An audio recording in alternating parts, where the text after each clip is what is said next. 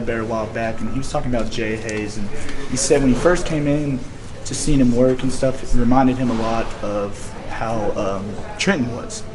I was wondering what you thought about that, and what have you seen from that as well? He's been working very consistently. Like, he hasn't had like any drop in like how he's been working. He's really like turned on to the scheme. He's like understanding how we do things on our D line because it's a little bit different. And he's just really been a good team player, and he just loves how we work. Gotcha. Has there been a bigger sense of urgency from you this season without Trent Thompson and John Atkinson there in the middle? I mean, the standard is the standard. So I mean, you always got to have a sense of urgency. If you're not playing on your heels, on your toes, or worried about the difference that the coach's depth chart can make, I mean, you got to be like that. You know what I'm saying? John, what's the biggest lesson you learned playing with him? Playing with who? John Atkinson, biggest lesson. If you play nose, you got to be the biggest beast on the field, and you got to play with the aggression and anger that nobody else on the D line is playing with. So that's just what he taught me. You got to hold it down. Does that fit your personality? Yeah, he can. He can. Even though John Atkins is gone, is that train? Is that in the J line room still? What you mean?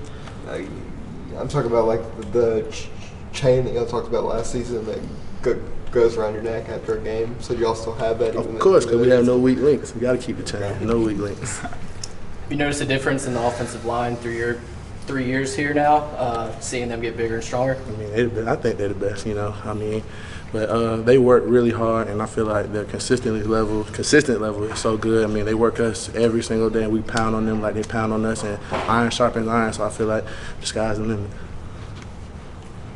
DeAndre Walker, he's a guy that, he's kind of had several different roles since being here. Now he's kind of the guy at outside linebacker. He's most experienced of that group. He's going to have a heavier workload probably. What do you know about him as a player, and kind of having seen him come through the ranks the last couple 2-3 years? He's amazing.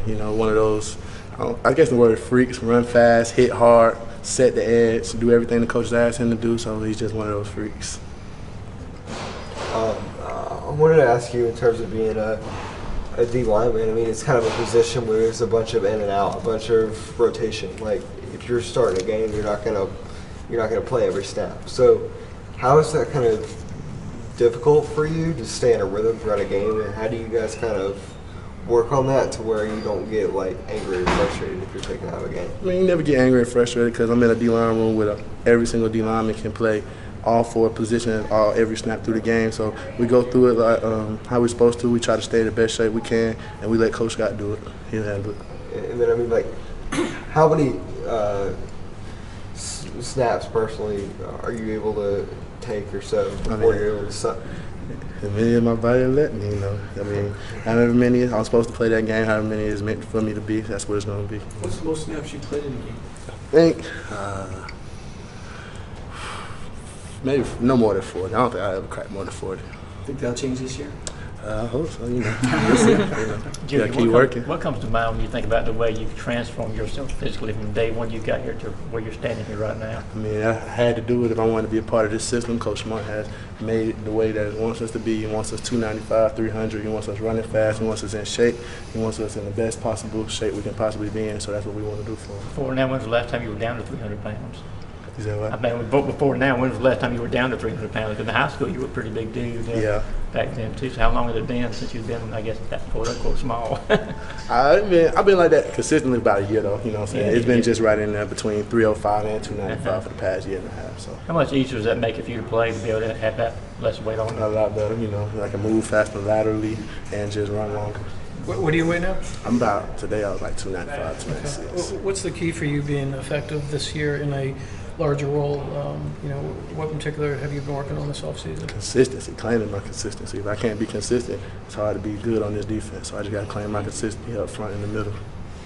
Is that a daily thing that Coach Scott drives on you every day? That's a word you hear from him every single day? Consistency. You got to claim it. You know what I mean? Tyler Clark played really well in the last few games last season. What was it, I guess, that he did that allowed him to kind of flip the switch and play well? He get hot. That's how he always been. Tyler turned it on, man. He always been like that. Like, he'll just take over an entire game with his athleticism and physical nature. So, What are your initial thoughts of Jordan Davis since he's gotten to campus? Jordan is a big, massive man. He reminded me of me when I was younger. That tallness. So he's really getting more physical every single day. I like the way he's working. One of the young dudes, he likes to listen. He doesn't like You know what I mean? He likes to really listen and take the coaching that we're trying to tell him because we know it's hard out there for him, and we got his back, and he knows it. You try to take him under your wing a little bit, being like you said, he reminds me of yourself. Yeah, I got him. That's my dog. What's the biggest advice you've given to him?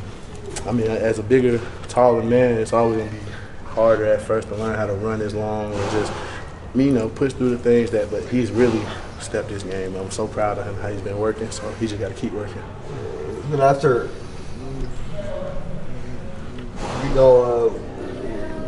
we lost both John Atkins and Trent Thompson on that line. I guess there's a bigger there's more of a lack of experience and depth. I mean, how do y'all compensate for that? No weak links. I mean, we don't think we're lacking experience. There's no weak links because it's a part of this chain. You just got to be on it. You know what I mean? How would you describe the mood in the locker room going into this preseason? The mood is really just staying focused. Like, we just want to be the best team that we can be versus each other because, like, iron sharpens iron, we're not really worried about what's going on the outside right now. We really just the whole program is on a grind mode, and I loved it, so we're not trying to stop. Is it different?